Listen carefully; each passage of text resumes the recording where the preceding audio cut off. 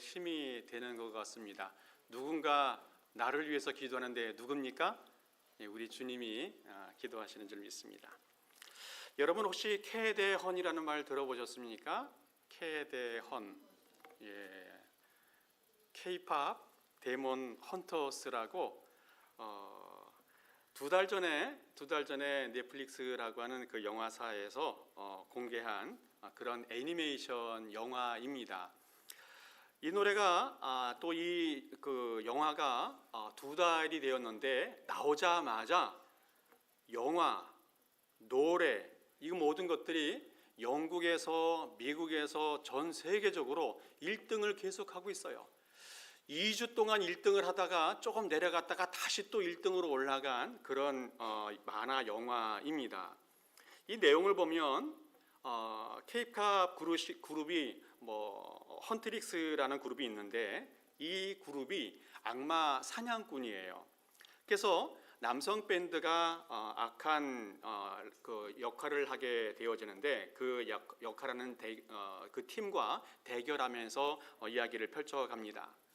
오랫동안 악마가 사람들의 영혼을 빼앗아가고 또 그래서 그 영혼들이 힘들어하는 삶을 살게 되어지는데 이 세 명의 여성 그룹이 악마 사냥꾼이 되어서 악마를 물리쳐가는 그런 이야기들을 담고 있습니다. 그 감독이 두 사람인데 한 사람은 한국계 캐나다 사람이고 또 한 사람은 한국계 미국 사람이에요.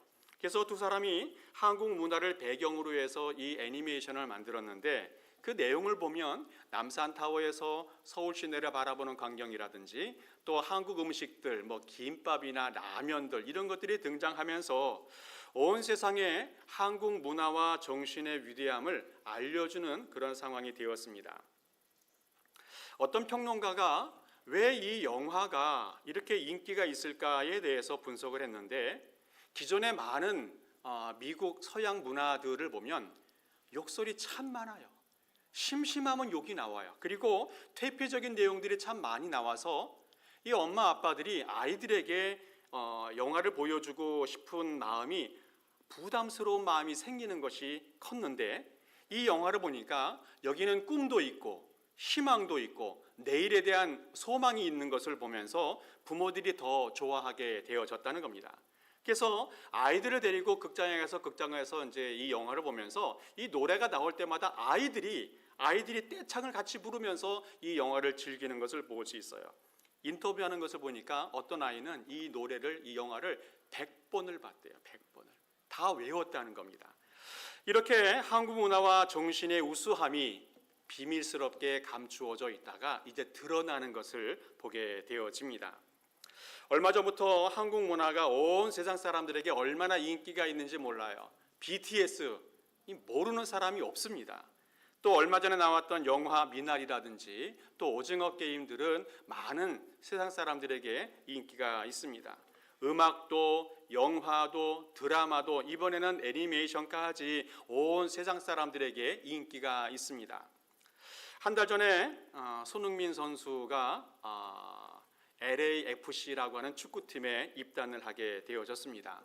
이 오기 전부터 얼마나 인기가 있었는지 몰라요. 이 선수가 어디로 갈까에 대해서 몇 달 전부터 관심을 갖고 있다가 LAFC라고 하는 LA팀으로 들어가게 되어졌는데 한 달 만에 티셔츠가 150만 장이 팔렸답니다. 한 달 만에.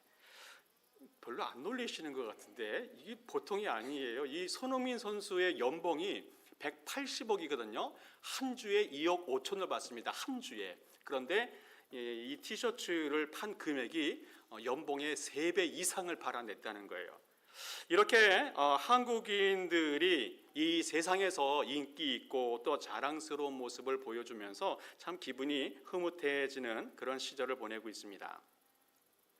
자, 그럼 우리 성도들은, 우리 하나님을 믿는 성도들은 어떤 자부심을 가지고 이 땅에서 살아갈 수 있을까 한번 생각해 보는 것도 필요한 것 같습니다. 하나님을 믿는 우리가 어떤 자부심을 가지고 이 세상에서 살아가야 할까? 오늘 사도 바울은 숨겨져 있던 어떤 비밀이 있다는 것을 깨닫는 그런 말씀을 해주고 있습니다. 우리 4절하고 5절 말씀, 우리 2절이니까 우리 같이 한번 읽어보겠습니다. 시작. 그것을 읽으면 내가 그리스도의 비밀을 깨달은 것을 너희가 알 수 있으리라. 이제 그의 거룩한 사도들과 선지자들에게 성령으로 나타나신 것 같이 다른 세대들에게는 사람들의 아들들에게 알리지 아니하였으니 아멘. 오늘 사도 바울은 복음, 그리스도의 비밀을 깨달았다라고 말하고 있습니다.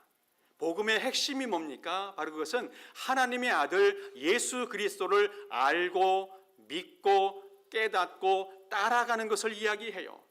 오늘 성경에서 중요한 것은 깨달았다는 건데, 깨달았다는 것은 나 스스로 알았다는 것이 아니라 누군가 깨닫게 해 주셨다는 것을 말씀해 주고 있어요. 사도 바울은 하나님의 복음, 그 비밀을 스스로 깨달은 것이 아니라 성령 하나님께서 깨우쳐 주셨다는 것을 말씀해 주고 있어요. 복음을 깨닫는 것은 인간의 지혜나 인간의 경험을 통해서 되는 것이 아니라 성령 하나님의 은혜로 되는 줄을 믿습니다. 이것을 어떻게 할 수 있어요? 구약의 많은 위대한 선지자들, 또 많은 선진들, 이 사람들이 스스로 하나님의 말씀을, 하나님의 은혜와 하나님의 복음을 알지 못했어요. 오직 하나님의 은혜로 하나님의 성령의 가르침을 통해서만 깨닫고 알게 되어졌다는 겁니다. 오늘 사도 바울은 아무도 알지 못했던 그 하나님의 신비한 비밀, 그것을 알게 되었다라고 하면서 그 마음속에 자부심을 가지고 살아간다고 고백하고 있습니다. 복음의 비밀, 이것을 가지고 있는 것, 이것을 알고 있는 것, 이것이 왜 중요합니까? 제가 살아보니까, 많이 살진 않았지만 살아보니까 무엇이 있냐면, 뭔가 나만이 갖고 있는 비밀이 있으면, 무엇인가 큰 것을 하나 가지고 있으면 주눅들지 않더라고요. 뭔가 내 마음속에 내 삶에 큰 거 하나 있으면 기죽지 않아요. 아무리 눌리고 힘들어도 내 속에 무엇인가 한 개 큰 거 하나 가지고 있으면 아무리 힘들어도 힘들지 않게 살아가더라고요. 오늘 사도 바울은 복음의 비밀이 그 속에 있다고 고백하면서 담대하게 이 땅을 살아가는 것을 볼 수 있습니다.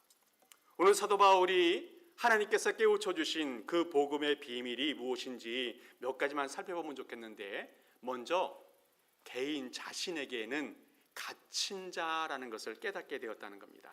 갇힌 자. 1절 말씀 우리 같이 읽어보겠습니다. 1절 말씀만 읽겠습니다. 시작. 이러므로 그리스도 예수의 일로 너희 이방인을 위하여 갇힌 자 된 나 바울이 말하거니와 아멘. 오늘 사도 바울은 스스로 자신을 어떻게 표현해요? 갇힌 자다라고 소개하고 있습니다. 갇힌 자라고 하는 말은 그냥 멋있는 말처럼 보이지만 사실은 죄인이고 죄수고 감옥에 갇혀 있는 사람을 이야기합니다. 죄수 어떻습니까? 자유롭게 활동할 수 없는 사람입니다. 옷도 내 마음대로 입지 못하고 죄수복을 입고 살아가야 돼요. 가고 싶은 곳에 갈 수 없도록 갇혀 있는 사람을 이야기합니다. 사람들을 자유롭게 만날 수도 없는 상황입니다. 명령대로 살고 명령대로 살아가는 사람이에요. 일어나라 하면 일어나고 누우라 하면 누워야 되는, 그리고 찬송이나 기도도 마음대로 할 수 없는, 자유가 박탈된 사람, 아무것도 할 수 없는 제한받은 사람을 죄수라고 말하는데, 오늘 사도 바울이 자신을 죄수, 갇힌 자라고 말하고 있습니다. 그런데 이 사도 바울의 경우는 다른 죄수들과 다른 형편이라는 겁니다. 사도 바울은 개인의 죄 때문에 갇혀 있는 것이 아니라 복음을 증거하다가 교회를 세우는 일을 하다가 결국 감옥에까지 가게 되어지고 갇힌 자와 죄인이 되었다는 겁니다. 하나님의 부르심을 받아 예수 그리스도의 복음과 사명을 감당하다가 갇힌 자가 되었다 말하고 있습니다. 예수 그리스도의 복음을 전하다가 하나님의 비밀을 온 세상 사람들에게 알려주다가 결국 갇힌 자가 되었다 말하고 있습니다. 오늘 사도 바울은 비록 갇힌 자가 되었지만 죄수와 같은 그런 형편에 처하게 되었지만 자신은 하나님의 부르심을 받은 사람이라는 것, 하나님의 일꾼이라는 것, 그리고 그 속에 하나님의 비밀을 갖고 있다는 것, 이것을 갖고 있기 때문에 절대로 주눅들지 않고 기죽지 않고 살아가고 있었다는 거예요. 그래서 그런지 사도 바울은 죄수와 갇힌 자가 되어졌지만 항상 당당하게 살아갔어요. 그것을 어떻게 알 수 있어요? 이 감옥에 갇혀 있었던 상황 속에서 성도들에게 편지를 보내지 않습니까? 그것을 옥중서신이라고 해요. 근데 그 중에 대표적인 서신이 이 빌립보서가 있는데, 빌립보서에서 가장 많이 나오는 말이 뭡니까? 기뻐하라, 기뻐하라. 죄수잖아요, 죄수. 본인은 죄수인데 밖에 자유롭게 살아가는 사람들에게 기뻐하라. 이 빌립보서는 4장밖에 안 되는데 수십 번 기뻐하라는 말을 하면서 위로의 말씀을 전해주고 있습니다. 또 오늘 본문 말씀 이후에 13절을 보게 되어지면 나 때문에 걱정하지 말고 염려하지 말라는 말씀을 하고 있어요. 우리 같이 한번 읽어보겠습니다. 13절 시작. 그러므로 너희에게 구하노니 너희를 위한 나의 여러 환난에 대하여 낙심하지 말라. 이는 너희의 영광이니라. 아멘. 자신은 불편하게 갇혀있는, 죄수로 갇혀있는 사람이지만 오히려 성도들을 위로하고 권면하는 그런 모습을 보게 되어집니다. 뿐만 아니라 이 재판자기에서는 어떤 모습을 보였는지 한번 살펴보면 좋겠는데, 사도행전 26장 29절에 이렇게 고백하고 있어요. 한 절만 같이 읽겠습니다. 시작.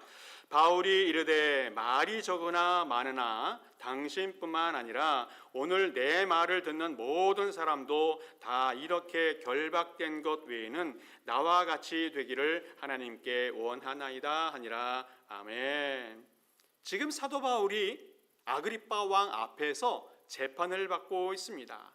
자, 그런데 예수 그리스도의 복음으로 충만해 있다 보니까 담대하게 그 재판을 받고 있다는 거예요.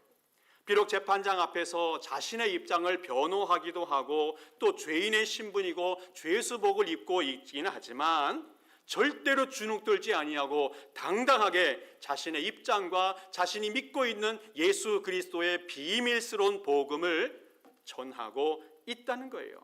뿐만 아니라 자신의 삶에 후회하지 아니하고 너희들 모두도 나와 같이 되기를 원한다는 그런 고백을 하고 있다는 거예요. 오늘 성경에서 성도들에게 대해서 어떻게 하나님이 평가하고 계십니까? 성경 전체를 바라보게 되어지면 성도들을 하나님께서 이렇게 평가하고 있어요.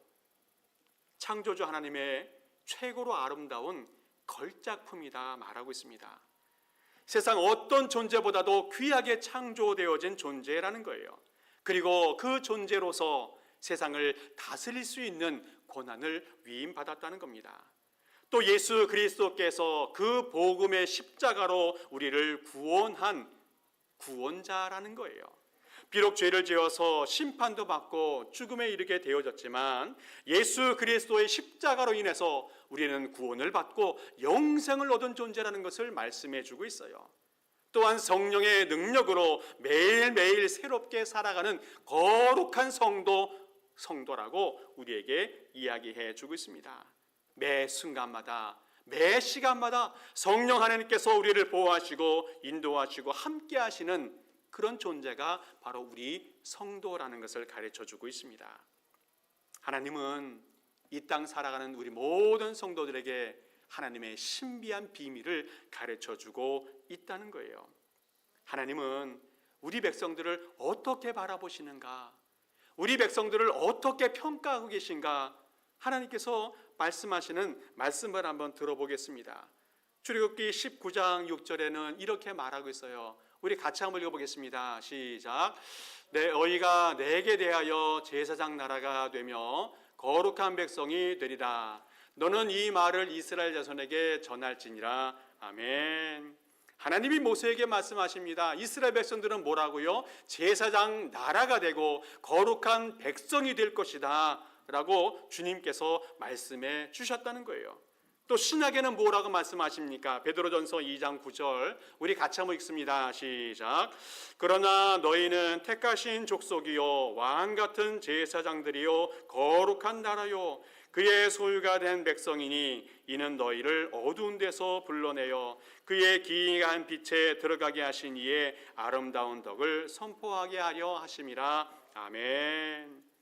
오늘 성경 말씀을 쭉 읽어보면 구약 말씀 속에서도 신약 말씀 속에서도 하나님께서는 우리 성도들을 향해서 선택받은 존재였다, 또 제사장이다, 거룩한 성도다 라고 말씀해 주고 있습니다.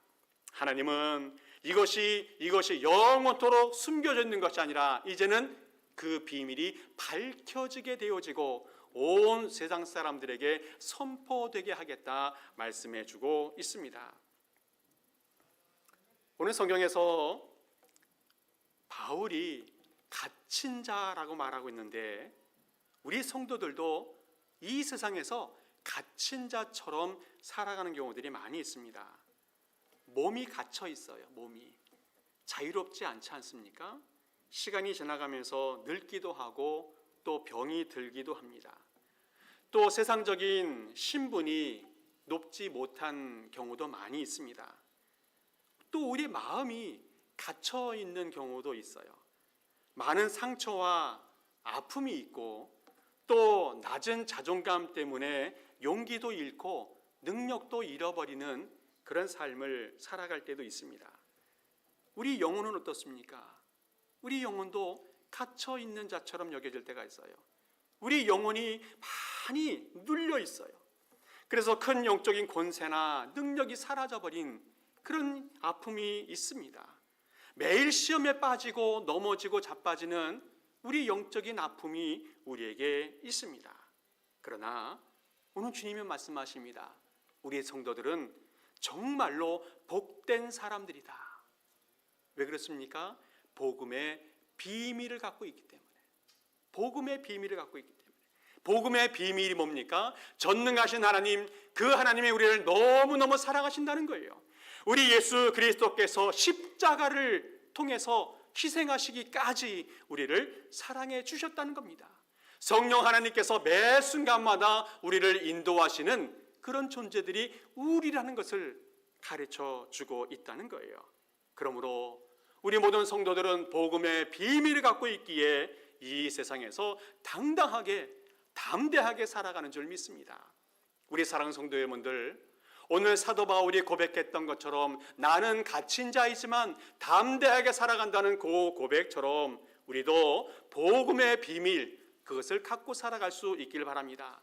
그래서 이 세상에서 눌리고 힘들고 어려움이 있을지라도 날마다 당당하게 또 담대하게 살아가는 우리 모든 성도 될 수 있기를 간절히 축복합니다. 또 하나 주님께서 우리에게 가르쳐 주시는 복음의 비밀이 뭐예요? 우리 공동체에 대한 비밀입니다. 우리 공동체가 상속자이고 지체이고 약속 참여자라는 것을 알게 해 주신다는 거예요. 6절 말씀 우리 같이 읽습니다. 시작. 이는 그리스도 예수 안에서 함께 상속자가 되고 함께 지체가 되고 함께 약속에 참여하는 자가 됨이라. 아멘. 오늘 바울은 모든 이방인들도 복음을 듣게 되어질 때에는 함께 상속자가 되고 함께 지체가 되고 함께 약속 참여자가 된다는 고백을 하고 있습니다. 이방인들이 예수 그리스도의 비밀, 복음의 비밀을 알게 되면 하나님의 나라의 상속자가 된다는 거예요. 이방인일지라도 복음의 비밀을 가지게 되어지면 예수 그리스도께서 머리가 되시는 그 교회의 일원이 될 수 있다라고 말하고 있어요. 원래 이방인들은 구원의 약속에서 멀어진 제외된 사람이었습니다. 그러나 복음의 비밀을 알게 되어지면, 받아들이고 믿게 되어지면 아브라함의 약속에, 아브라함의 후손들에게 주신 약속처럼 생명과 구원의 약속을 받아 유대인들과 똑같은 구원의 참여자가 될 수 있다 말해주고 있습니다. 오늘 성경에서 이야기하고 있는 이 이방인이 누굽니까? 이방인은 바로 우리를 이야기해요. 우리 교회가, 우리 모든 성도들이 이방인입니다. 그러면 누가 또 상속자이고 지체이고 약속의 참여자가 됩니까? 바로 우리가 지체이고 또 약속의 참여자이고 상속자가 될 수 있다는 겁니다. 우리 개인이 하나님의 상속자가 될 수 있고 우리 교회가 하나님의 상속자, 또 예수님의 지체, 또 약속의 참여자가 될 수 있다고 말씀해 주고 있어요. 오늘 성경에서 함께라는 말이 계속 반복되고 있습니다. 함께 상속자가 되고 함께 지체가 되고 함께 약속 참여자가 된다 말씀하고 있습니다. 우리 모든 성도는 함께 하나님의 나라를 이어받은 사람이고 함께 후손들에게 약속을 이어주는 사명을 가지고 있다는 겁니다. 우리 모두가 다 예수 그리스도의 지체가 되어야 되고 우리 모두가 다 함께 하나님의 교회를 세워가는 사명이 있다는 것을 말씀해 주고 있어요. 하나님의 약속과 축복에 한 명도 빠지면 안 되고 소외되면 안 되고 차별되면 안 된다는 말씀을 하고 있습니다. 사역도 함께하고 축복도 함께 받고 함께 살아가는 겁니다. 함께 울고 함께 웃으면서 한 공동체를 만들어 가야 한다는 것을 오늘 말씀을 통해서 우리에게 가르쳐 주고 있습니다. 어떤 집사님이 자신이 다니고 있는 교회 이야기를 하면서 이 불평과 이 불만을 쏟아놓는 것을 볼 수가 있었습니다. 우리 교회는 전도에 열정이 없습니다. 우리 교회는 교인에 대한 관심도 또 애정도 헌신도 없습니다. 참 큰일입니다. 그러니 교회가 자꾸 시들어가고 교인 수가 줄어가고 정말 큰일입니다. 이렇게 아주 심각하게 전도도 못하고 봉사도 못하고 또 헌신도 못하는 자신의 교회를 신랄하게 비판하는 그런 이야기를 들었습니다. 제가 어떻게 했겠어요? 집사님이 먼저 전도하세요. 집사님이 먼저 봉사하세요. 집사님이 먼저 교회를 사랑하세요. 그래서 하나님이 보여주시는 그 능력의 역사를 몸소 보여주세요. 그래서 그 교회가 부흥하고 성장하고 뜨거운 교회가 되도록 만들어 가세요 라고 속으로 말했습니다. 너무 세게 이야기하면 시험이 들까봐. 우리 교회가 누구의 교회인가에 대해서 다시 한번 생각하는 이야기입니다. 우리 교회가 누구의 교회입니까? 먼저는 예수 그리스도의 교회입니다. 뿐만 아니라 우리 교회라는 거예요. 내 교회이고 우리 교회라는 겁니다. 너희 교회가 아니라 어떤 장로님이나 어떤 권사님이나 어떤 집사님의 교회가 아니라 우리 교회예요. 내 교회가 되어져야 한다는 겁니다. 그래서 우리가 이 교회를 위해서 일하고 사역할 때에 누구의 일입니까? 내 일이라는 거예요. 우리의 일이라는 것을 꼭 기억해야 한다는 겁니다. 그래서 에베소서 2장 22절 말씀에 이렇게 말씀하고 있어요. 너희가 성령 안에서 하나님이 거하실 처소가 되기 위하여 그리스도 예수 안에서 함께 지어져 가느니라. 함께 지어져 가느니라. 이 교회는 우리 교회이고 내 교회이니까 내가 세워가야 되고 내가 협력해야 되고 내가 도와주어야 되고 그래서 이 교회를 함께 지어져 가야 한다 말씀해 주고 있습니다. 우리 성도들은 한 사람 한 사람 우리 모두가 다 한 식구라는 것을 고백하면서 또 예수 그리스도를 통해서 함께 구원받은 한 지체라는 것을 고백하면서 한 성령 안에서 한 성령의 충만함을 받으며 살아가는 한 교회라는 것을 인정하면서 함께 지어져 가야 한다 말씀해 주고 있습니다. 우리 교회는 함께 사역하고 영광도 함께 받고 욕도 함께 받아야 됩니다. 그런 운명 공동체가 되어져야 한다는 거예요.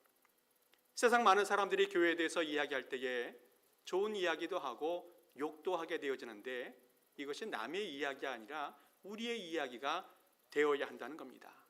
영광도 함께 받고 욕도 함께 들어야 합니다. 그래서 함께 교회를 지어져가는 세워져가는 사역을 해야 한다는 겁니다. 우리 모든 성도들은 모든 일을 함께 공유할 수 있어야 합니다. 함께 상속자가 되어서 하나님의 사랑과 축복과 은혜도 나눌 수 있는 사람이 되어야 되고, 함께 지체가 되어서 서로 존중하고 배려하고 소중히 여겨서 함께 성장하는 교회가 되어야 합니다. 함께 약속의 참여자가 되어서 하나님의 약속의 복음의 약속을 함께 증거하는 사람이 될 수 있어야 한다는 겁니다.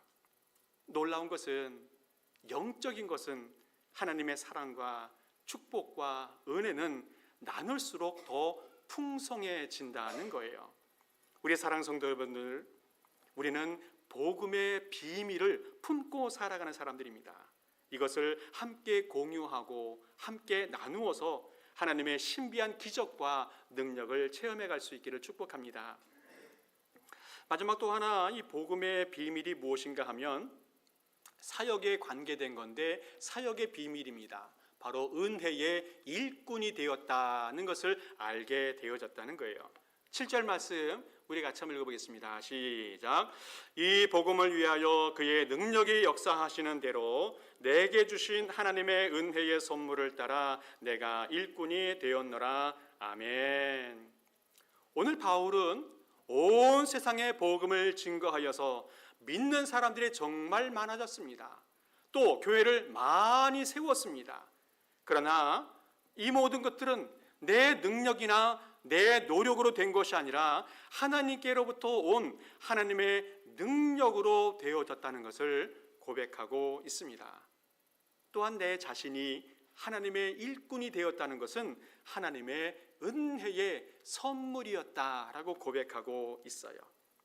그래서 고린도후서 12장 9절에도 이렇게 고백합니다. 우리 같이 한번 읽습니다. 시작.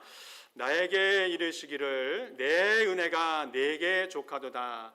이는 내 능력이 약한 데서 온전하여 짐이라 하신지라. 그러므로 도리어 크게 기뻐함으로 나의 여러 약한 것들에 대하여 자랑하리니 이는 그리스도의 능력이 내게 머물러 하려 함이라. 아멘. 오늘 사도 바울의 고백을 한마디로 고백한다면 모든 것은 하나님의 은혜다라는 겁니다. 모든 것은 하나님의 은혜다. 자신이 모든 사역을 하고 귀한 열매를 얼마나 많이 맺었습니까? 그러나 내가 잘나서 얻은 것이 아니라 모두 하나님의 은혜였다는 거예요.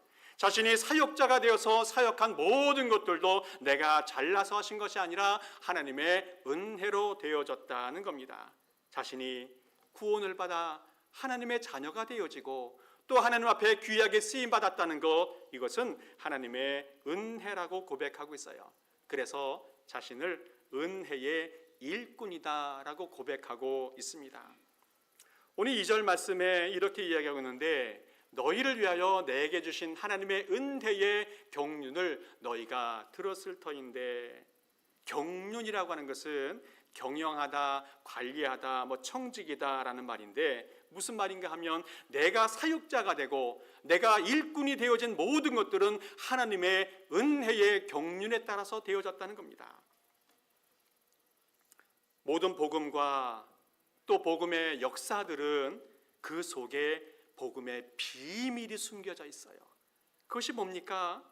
바울은 죽을 수밖에 없는 죄인이었지만, 예수 그리스도를 핍박했던 원수였지만 하나님이 그를 선택하였고 하나님의 일꾼을 삼아주신 것, 이것은 하나님이 큰 은혜를 베풀어 줬다는 고백이에요.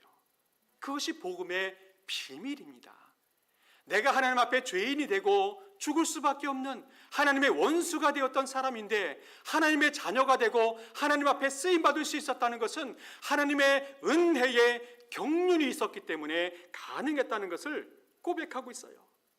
그래서 바울은 아무리 힘이 들고 고난이 오고 죽을 고비가 있어서 감옥에 갇히게 되어지고 또 많은 파선과 또 생명의 위협을 겪으면서도 사도 바울이 기뻐하면서 감사할 수 있었던 이유가 뭡니까? 하나님의 부르심이 하나님의 은혜였다는 거예요. 바울은 모든 사역 속에서 좋은 일이 있든 나쁜 일이 있었든 어려운 일이든 또 힘든 일이든 항상 감사하며 기뻐하며 즐거워하면서 사역했는데 바로 그것은 하나님의 은혜의 경륜이 있었기 때문에 그렇게 사역할 수 있었다는 겁니다.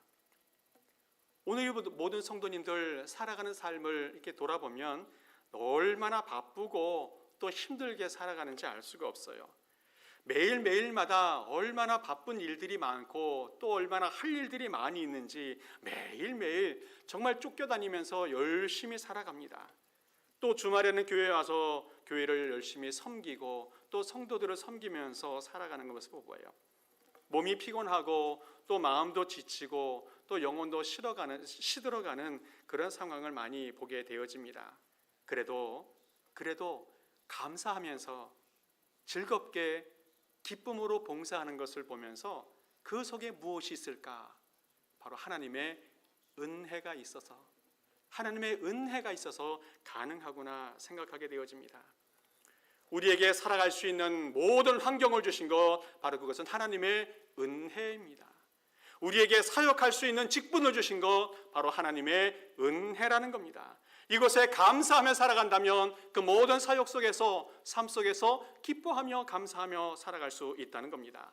하나님께서 우리 교회를 내게 맡겨주시고 우리의 가정을 맡겨주시고 직장과 사업장을 맡겨주신 것 이것은 하나님의 은혜라는 거예요. 내가 맡고 있는 많은 사역들 이 모든 것들도 하나님이 내게 주신 사명이고 하나님의 은혜라는 것을 기억하면서 감사하며 살아가기 바랍니다. 이것이 바로 복음의 비밀이라는 거예요. 복음의 비밀. 우리 사랑하는 성도 여러분들, 우리 모든 성도님들은 복음의 비밀을 간직한 사람들입니다. 하나님께서 우리에게 복음의 비밀을 숨겨 놓았어요. 그렇다면 우리가 살아가는 모든 삶의 현장 속에서 하나님의 일을 위해서 살아가는 그런 성도들이 되어져야 한다는 겁니다. 하나님의 일을 위해서 내 시간도 또 내 재물도 또 내 모든 인생도 전체를 다 하나님 앞에 헌신의 삶을 살아가는 사람이 되어져야 한다는 거예요. 주를 위해서 하나님의 은혜를 위해서 또 하나님의 나라를 위해서 은혜를 받아 귀한 사역을 감당하는 사람이 되어져야 한다는 겁니다. 주를 위해서 내 모든 것을 포기하면서 바친다면 또 내 욕심도 미련도 다 버리고 주님을 위해서 살아간다면 그것이 바로 아름다운 주의 복음의 비밀을 간직한 성도들의 아름다운 모습이라 말할 수 있습니다. 우리 사랑하는 성도 여러분들, 하나님이 우리에게 교회도 가정도 사역도 맡겨주신 것 이것 정말 하나님의 큰 은혜라는 겁니다.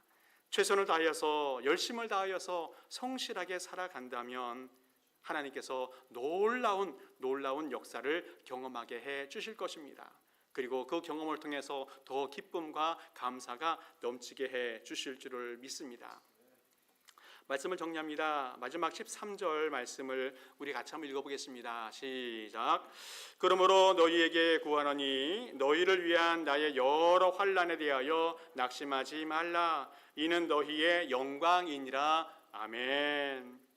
오늘 주님께서 고난이 있을 수 있는데 이것을 무서워하거나 두려워하지 말라, 낙심하지 말라 말씀하고 있습니다. 왜 그렇습니까? 복음의 비밀을 선포하다 보면 비록 고난이 있을지라도 그것이 결국은 영광이 될 것이다 라고 말씀해 주고 있어요. 이 말이 무슨 말입니까? 하나님의 나라를 위해서 주님의 교회를 위해서 헌신하고 충성한 사람들, 경제적으로 시간적으로 손해보고 또 수고하고 애쓴 사람들 결코 헛된 것이 아니고 하나님이 영광으로 보상해 주신다 말씀입니다. 우리 사랑하는 성도 여러분들, 우리 모두는 하나님의 복음의 비밀을 품고 살아가는 사람들입니다. 비록 이 세상에서는 갇힌 자처럼 보일 수 있습니다. 부족한 자처럼 보일 수 있습니다. 그러나 우리 모든 성도님들은 하나님 앞에 복음의 비밀을 갖고 살아가는 사람이기에 함께 지체가 되어지고 함께 약속을 받은 사람이 되어지고 또 함께 상속자가 되어서 함께 주님의 교회를 하나님의 나라를 섬겨갈 수 있기를 바랍니다. 그러면 하나님께서 우리의 삶을 통해서 영광 받으시고 우리의 삶이 더 큰 축복으로 넘치는 삶이 되게 해 주실 줄 믿습니다. 우리 모든 성도님들, 하나님의 비밀, 복음의 비밀을 품고 살아가는 우리 모든 성도 될 수 있기를 간절히 축복합니다. 함께 기도하겠습니다. 아버지 하나님 감사합니다. 우리 모든 성도들이 복음의 비밀을 간직한 성도가 되게 하옵소서. 또 우리 교회가 하나님의 복음의 비밀을 선포하는 그런 복된 교회가 되게 하옵소서. 또한 우리 모든 봉사자들이 하나님의 은혜로 섬기게 하여 주시옵소서. 그래서 우리 모든 성도님들이, 우리 모든 교회가 하나님이 인정하시는 행복한 거룩한 삶 살게 하옵소서. 감사를 드리며 예수 그리스도의 이름으로 기도하옵나이다. 아멘. 우리 모두 일어서셔서 찬양하시고 축도 예배를 마칩니다.